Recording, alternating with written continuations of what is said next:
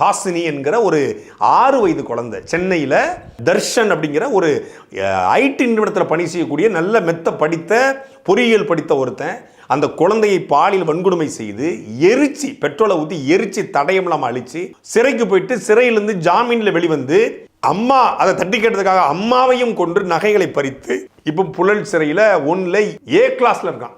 ஏ கிளாஸில் சொகுசான சாப்பாடு சாப்பிட்டுக்கிட்டு அந்த நாயை பற்றி ஒரு காவலர் சொன்னார். இந்த நாய் என்ன பண்ணுவோம், தனி அறை, ஏ கிளாஸில் தனி அறை, அந்த தர்சனுக்கு ஹாசினி பாப்பாவை கொண்ட தர்சனுக்கு அந்த தனி அறையில் இரவு 2 மணி தான் குளிப்பானா. இவர் பெரிய ஆண் அழகாக பகலில் குளிச்சா யாரும் பார்த்துருவோன்னு இரவு 2 மணிக்கு காவலருக்கு முன்னாடி கொதுக்கிட்டு நியூடாக உள்ள உட்காந்து குளிக்கிறது. அவன் சொகுசாக வாழ்ந்துட்டு இருக்காங்க. இன்னைக்கு வரைக்கும் 6 வருஷம், எனக்கு 8 வருஷம் ஆக போகுது.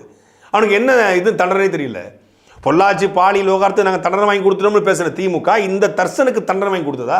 ஏன் 60 நாட்களை சார்ஜ் ஷீட் போடலான்றாங்க. 90 நாட்கள் குற்றப்பத்திரிகை தாக்கல் செய்யப்படணும். இப்போ 60 நாள், 90 நாட்களில் குற்றப்பத்திரிகை தாக்கல் செய்யப்பட்டிருந்தா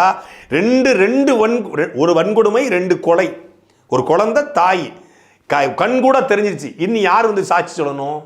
இனி என்ன சாட்சியங்களுக்கு வேணும்? அந்த நாயை நீங்கள் மரண தண்டனை கொடுத்து தூக்கில் போட்டு தொங்க விட்டுருந்தா ஒரு பிள்ளைய தொடர்றதுக்கு பயப்படுவான்ல. தூக்கியா 10 பேரை தூக்கி தூக்கில் போடியா.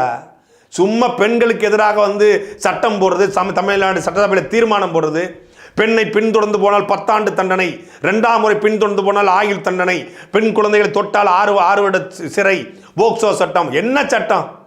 தூக்கில் 10 பேரை தூக்கி போட யார் தடுக்க போறா? இவன் என்ன பெரிய உத்தம சீலனா, போராளியா, தியாகியா? இவனை தூக்கில் போட்டால் யாரும் தடுக்கிறதுக்கு?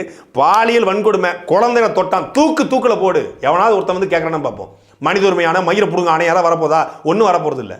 தூக்கி போட வேண்டியதானே. அப்படி 10 பேரை வரிசையாக போட்டா ஏன் நீதிமன்றம் இல்லையா? தூக்கு மேடை இல்லையா? என்ன இல்லை?